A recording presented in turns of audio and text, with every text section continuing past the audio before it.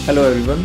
आज के इस वीडियो लेक्चर में हम पाइथन प्रोग्रामिंग लैंग्वेज में कुछ बेसिक प्रोग्राम्स को बना के देखेंगे। वो एक सिंपल बेसिक प्रोग्राम्स होंगे हमारे, जिसमें हम यूज़र से कुछ वैल्यूज़ को एक्सेप्ट करेंगे और वैल्यूज़ के ऊपर कुछ मैथमेटिकल ऑपरेशंस परफॉर्म करने की कोशिश करेंगे।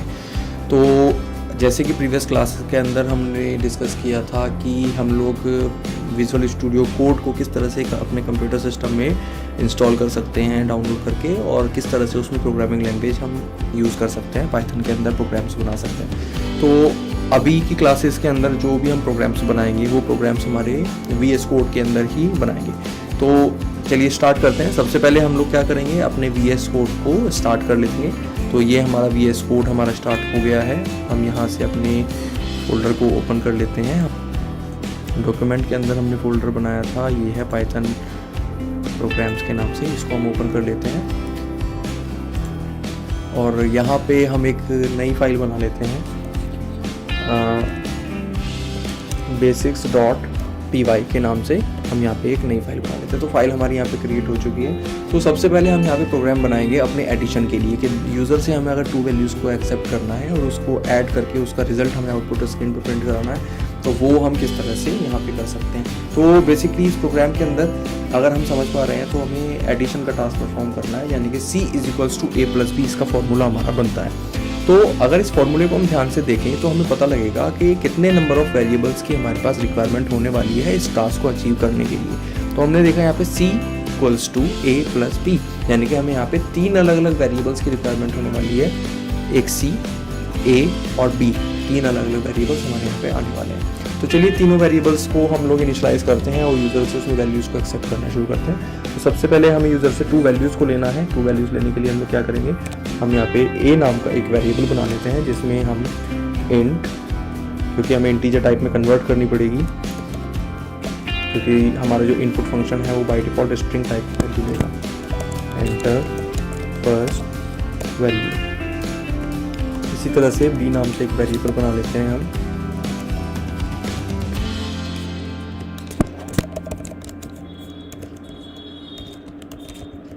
Enter second value. हमने 2 वेरिएबल्स लिए और उसमें इनपुट फंक्शन की मदद से वैल्यू को एक्सेप्ट किया, और इनपुट फंक्शन ने जो हमें वैल्यू यहाँ पे दी है वो स्ट्रिंग के फॉर्मेट में दी है। तो हमने हैंड टू हैंड यहाँ पे इंट फंक्शन का यूज़ करके उसको इंटीजर में कन्वर्ट कर लिया। अब हम यहाँ पे C = A + B कर देते हैं, तो दोनों वैल्यूज़ हमारी ऐड होकर C में फाइनल रिजल्ट हमारा आ जाएगा। अब हम यहाँ पे क्या कर लेते हैं, हम यहाँ पे प्रिंट कर देंगे किसको, C को। The addition of both values is, हम यहाँ पे, और देखिए हम यहाँ पे एक मिस्टेक कर रहे थे, हमें एरर यहाँ पे दे भी रहा है, क्योंकि प्रिंट फंक्शन में एज अ स्ट्रिंग हम लोग इसको प्रिंट कराने वाले हैं, तो हमें इसको डबल कोट में रखना पड़ेगा। देखिए अब ये एरर हमारी यहाँ पे चली गई है। अब यहाँ पे हमें C की वैल्यू को प्रिंट कराना है। तो जैसे कि प्रीवियस क्लास में भी हमने देखा था कि C हमारा इंटीजर वैल्यू को कंटेन कर रहा है, और हम यहाँ पे प्रिंट के अंदर उसको कंकैटिनेट कराने की कोशिश कर रहे हैं स्ट्रिंग के साथ। तो हमें क्या करना पड़ेगा, C की वैल्यू को स्ट्रिंग में कन्वर्ट करना पड़ेगा। और हमने देखा था कि C की वैल्यू को, यानी कि किसी भी इंटीजर वैल्यू को स्ट्रिंग में कन्वर्ट करने के लिए हम लोग क्या करते हैं, str फंक्शन का यूज़ करते हैं।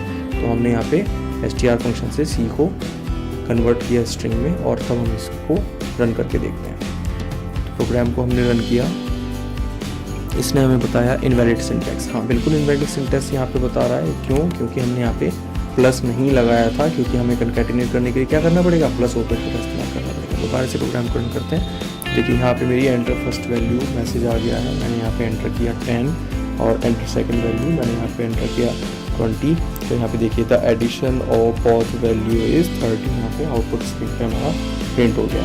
ठीक है, तो इस तरह से हम क्या कर सकते हैं, यूजर्स के 2 वैल्यूज को एक्सेप्ट करा सकते हैं और उनका एडिशन करके उसको प्रिंट करा सकते हैं। तो ये हमारा सबसे फर्स्ट प्रोग्राम था। अब इसी तरह से हम सेकंड प्रोग्राम के बारे में डिस्कस कर लेते हैं। तो सेकंड प्रोग्राम को हम लोग यहाँ पे कैसे करने वाले हैं, सेकंड प्रोग्राम हमारा है क्या, सबसे पहले उसके बारे में बात करते हैं। तो सेकंड प्रोग्राम के अंदर हम लोग क्या करने वाले हैं, हम यहाँ पे स्टूडेंट के मार्क्स को एक्सेप्ट करेंगे और उसको परसेंटेज में कन्वर्ट करके हम लोग यहाँ पे दिखाने वाले हैं। तो हमें यहाँ पे क्या करना पड़ेगा, हमें यहाँ पे यूज़र से कुछ वैल्यूज़ को एक्सेप्ट करना पड़ेगा। क्या क्या वैल्यूज़ एक्सेप्ट करनी है, यूज़र से हमें मार्क्स ऑब्टेन, टोटल मार्क्स, और उसको 100 से मल्टीप्लाई करके जब हम यहाँ पे प्रिंट निकालेंगे। जैसे कि हमें पता है परसेंटेज का फॉर्मूला क्या होता है, marks obtain divided by total marks और मल्टीप्लाइड बाय 100। तो हम इस फॉर्मूला को सॉल्व करने के लिए यहाँ पे प्रोग्रामिंग कर रहे हैं। तो हमें यहाँ पे एक वैल्यू लेनी है, सपोज मान लीजिए ए नाम के वेरिएबल को हम यूज कर लेते हैं, int input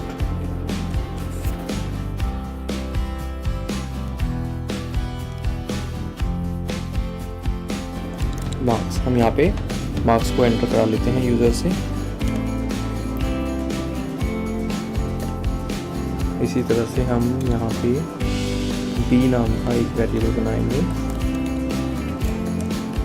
int input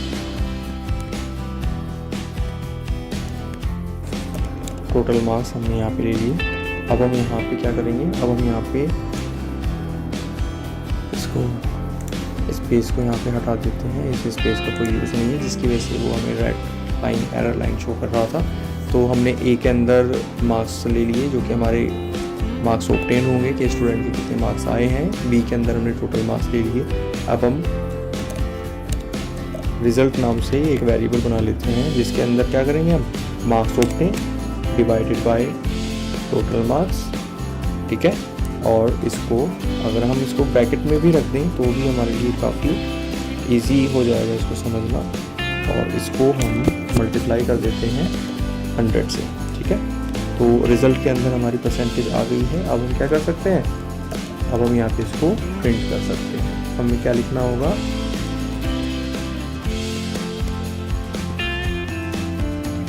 percentage,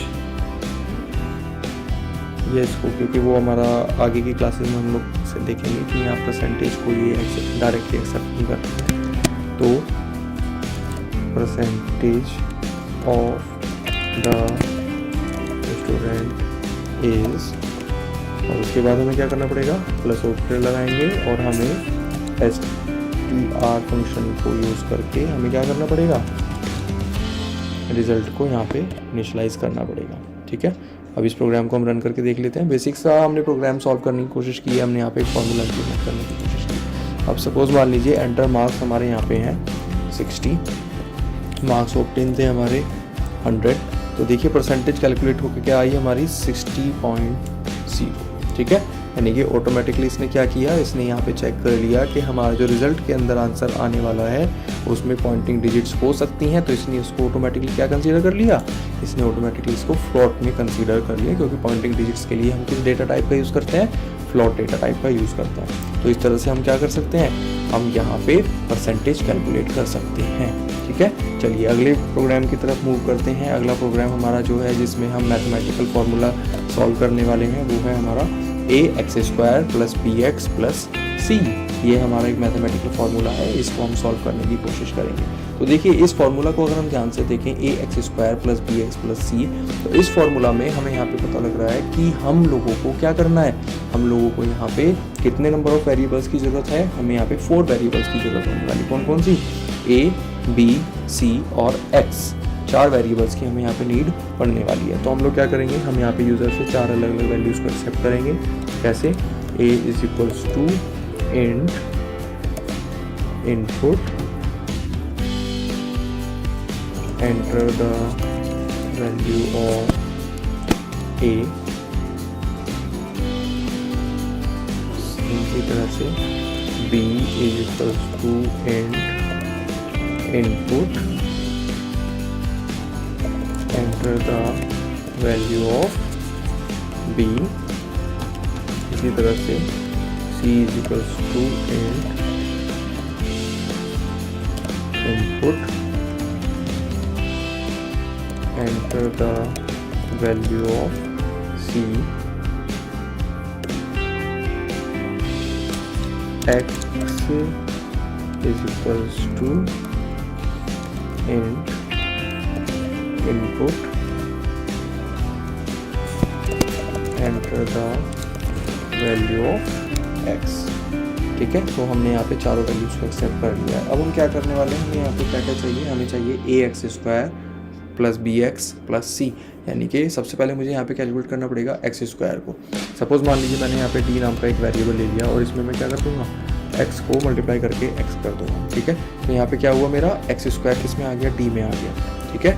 और उसके बाद हम लोग यहाँ पे क्या करेंगे, अब हमें क्या चाहिए, ए एक्स स्क्वायर। अब हम इसमें देखिए, इसमें हम वेरिएबल्स को ओवरराइड भी कर सकते हैं। कैसे, अगर मैं सपोज मान लीजिए D is equals to D, यानी कि डी के अंदर हम क्या सेव करने वाले हैं, डी के अंदर हम D equals to D multiply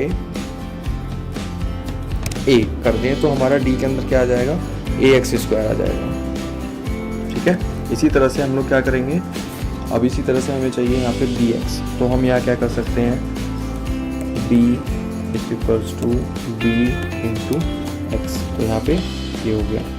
और सी हमारा डायरेक्ट है, तो हम यहाँ पे रिजल्ट नाम का एक वेरिएबल बनाएंगे जिसमें हमें क्या चाहिए, ए एक्स स्क्वायर, जो कि किसके अंदर है, डी के अंदर, प्लस बी एक्स किसके अंदर आ चुका है, बी के, और प्लस यहाँ पे कर देंगे हम सी को, ठीक है। तो हमारे रिजल्ट के अंदर क्या आ गया, A X square plus B X plus C. देखिए इसमें कंफ्यूज होने वाली कोई बात है नहीं, आप थोड़ा सा इसको ध्यान से समझिए, बिकॉज इस कॉन्सेप्ट के अंदर, इस प्रोग्राम के अंदर हमने क्या किया है, इसमें हमने वेरिएबल्स को ओवरराइड करने की कोशिश की है। अगर आप चाहें तो आप नॉर्मली वेरिएबल्स को भी बढ़ा सकते हैं, नंबर ऑफ वेरिएबल्स कितने भी आप इसमें इनिशियलाइज कर सकते हैं, उसकी कोई लिमिट नहीं है। बट हमने वैल्यूज़ को इनिशियलाइज करने के लिए यहाँ पे वेरिएबल्स को ओवरराइड करने की कोशिश की है, एक नया कॉन्सेप्ट सीखने की कोशिश की है। जैसे हमने यहाँ पे डी के अंदर एक्स स्क्वायर लिया था, अब हमने क्या कर दिया, डी के अंदर डी मल्टीप्लाई ए किया, तो इसका मतलब क्या है कि डी के अंदर ऊपर से क्या आ रहा था, एक्स स्क्वायर आ रहा था, यानी कि इस डी के अंदर यहाँ पे क्या है, एक्स स्क्वायर मल्टीप्लाई ए, यानी कि ए एक्स स्क्वायर हो गया, और उसकी वैल्यू को वापस से हमने डी के अंदर सेव कर दिया। मतलब डी के अंदर इस लाइन के हिसाब से पहले क्या वैल्यू थी, उस वैल्यू को ओवरराइट करके यहाँ पे नई वैल्यू यानी कि ए एक्स स्क्वायर आ गई है। इसी तरह से मैंने b is equals to B multiply X कर दिया, यानी कि b के अंदर पहले क्या था, जो वैल्यू हमने यहाँ से एक्सेप्ट की थी वो हमारे b के अंदर थी, उसमें x की मल्टीप्लाई करके हमने b के अंदर ही सेव कर दिया, और हमने क्या किया, इनको फिर यहाँ पे ऐड कर दिया। अब हम यहाँ पे नेक्स्ट लाइन में क्या कर सकते हैं, हम यहाँ पे प्रिंट कर सकते हैं किसको, रिजल्ट को डायरेक्टली हम यहाँ पे प्रिंट कर सकते हैं, ठीक है। तो हमारा A X square plus B X plus C हमारा इस तरह से यहाँ पे प्रिंट हो जाएगा, ठीक है। इस प्रोग्राम को हम रन करके देखते हैं। एंटर द वैल्यू ऑफ ए, मैंने यहाँ पे एंटर कर दिया 2, यहाँ पे मैंने 3, बी की वैल्यू और सी की वैल्यू मैंने 4 एंटर कर दी, और एक्स के लिए हमने 5 एंटर कर दिया। देखिए इसका 69 हमारा आउटपुट आ गया है, यानी कि A X square plus B X plus C के अंदर अगर हम ये वैल्यूज़ इन सीक्वेंस हम स्टोर करते हैं तो क्या होगा, हमारा फाइनल आंसर 69 है, राइट। अगर आप इसको मैनुअली ट्राई करना चाहें तो आप इसको मैनुअली सॉल्व करके ट्राई भी कर सकते हैं, तो हमारा सेम ही आंसर आएगा। तो इस तरह से हम क्या कर सकते हैं, अपने किसी भी मैथमेटिकल फार्मूला को यहाँ पे सॉल्व करके देख सकते हैं अपनी प्रोग्रामिंग के अंदर, ठीक है। तो आज की क्लास में हम लोग इतना ही रखते हैं।